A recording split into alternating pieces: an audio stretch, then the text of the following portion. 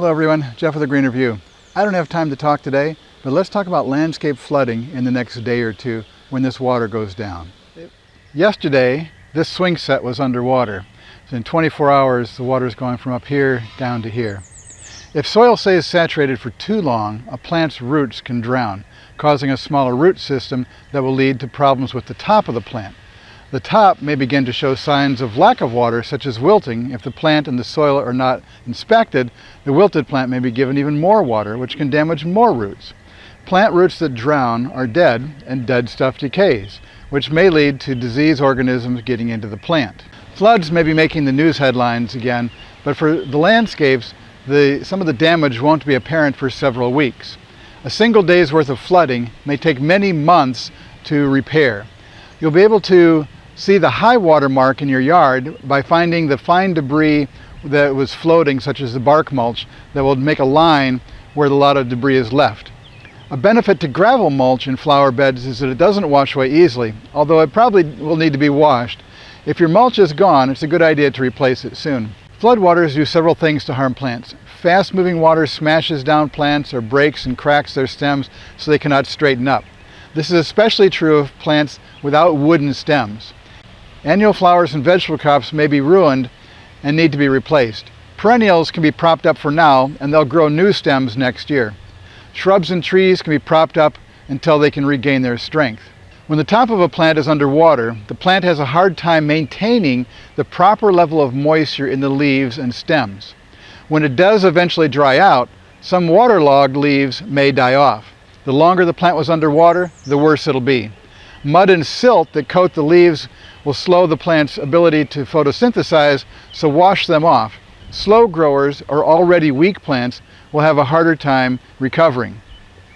Water over the root system drowns a plant slowly, and for some big trees, the damage may not be apparent for several weeks. The soil must have oxygen in it for most terrestrial plants to survive. Flooded soil has very low oxygen levels and the longer a plant is flooded, the more damage there will be to the root system. Plants that naturally grow only on upland, dry hill areas need lots of loose soil with plenty of air in it. Plants as diverse as oaks and junipers are in this category. And we plant them all over the landscape, and so sometimes they're in places that will flood. Plants growing along stream banks and near lake shores can handle low levels of oxygen in the soil around their roots. Silver maples and river birches are especially good at tolerating periodic flooding. Because of the way we change the topography of the land and because people plant trees where they shouldn't, many plants can be harmed by flooding. If the water is gone from the surface in only a few days, there should be no harm to most trees and shrubs. A week or two of water over the roots will stress the plant, and will have to be watched for other signs of problems for the next year. Water over the plant for longer times will kill non-flood tolerant plants. New plants for these low areas should only be flood tolerant plants. Many parking lots are designed to hold flooded water for a while as they release water to the retention ponds. They may keep the water levels in the retention ponds artificially high. Only trees that are flood tolerant should be planted around the edges of retention ponds. Lawns do not tolerate being underwater for more than a few days without some of it dying out. Often grasses in low areas are not particularly strong to begin with because of high humidity causing fungal disease problems. Many subdivisions have used park spaces and open areas as flood detention areas. These areas are not intended to stay continuously wet like a retention area, but are supposed to hold water for several days. If it was a soccer field or a ball diamond, the grass was already weak from the wear and tear of activities. If played on while the soil is wet, the ground will become compacted, and these lawn areas will need lots of remedial care to come back to their full strength. For the safety of participants, a good lawn care program should be implemented. Play should be restricted while the soil is soggy, and the compacted areas will need core aeration in the fall. They may need an overseeding at that time as well. If possible, mud should be washed off the grass leaves to get that photosynthesis going again, and a normal fertilization and disease control program should be followed. Lightning in some storms can add a lot of water-soluble nitrogen to the rain, so many plants will green up really quickly, but additional fertilizing may help.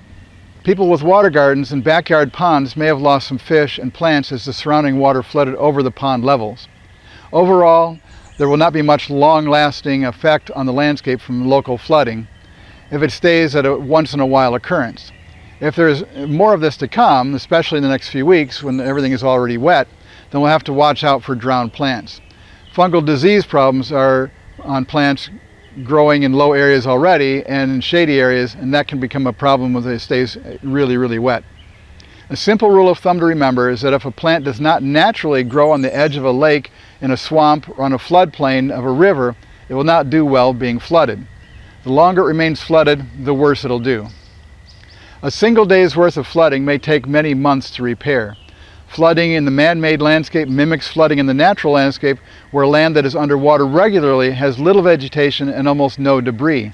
Most plants do not survive both being underwater and being dried out. So natural areas that are often flooded are mud flats that erode easily. Any litter that can float will be washed up to the high water mark, and so the same areas don't have mulch-like materials to prevent the erosion from rains.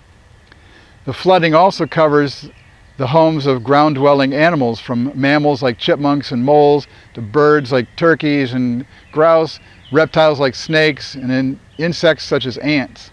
All of these animals move to higher ground, which may be your patio and landscape, at least temporarily.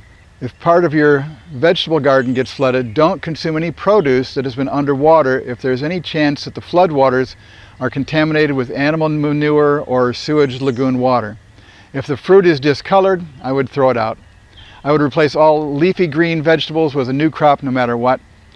New fruit that develops on the plant as they recover should be fine. If any of the new fruit would develop on the ground, watermelons, cantaloupes, cucumbers, I would place newspapers or plastic between the contaminated soil and the fruit so it doesn't grow on the ground that way. And this is Jeff with A Greener View. Thanks for watching.